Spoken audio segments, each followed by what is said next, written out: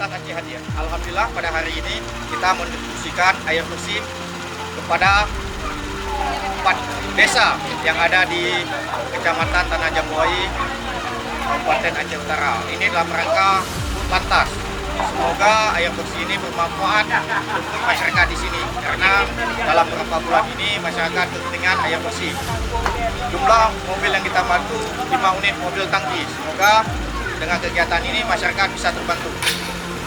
Lantas Aceh Hadir. Salam kasih.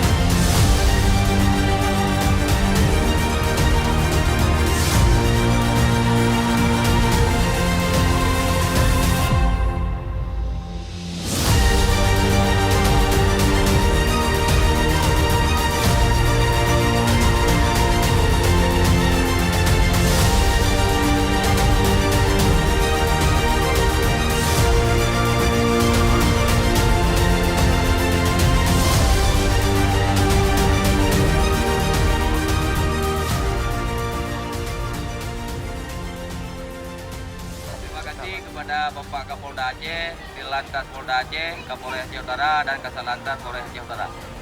Dan kamu selaku masyarakat Menazam Merupakan mengucapkan terima kasih kepada Bapak Kapolda, Dirlantas Polda Aceh, beserta Kasatlantas Aceh Utara.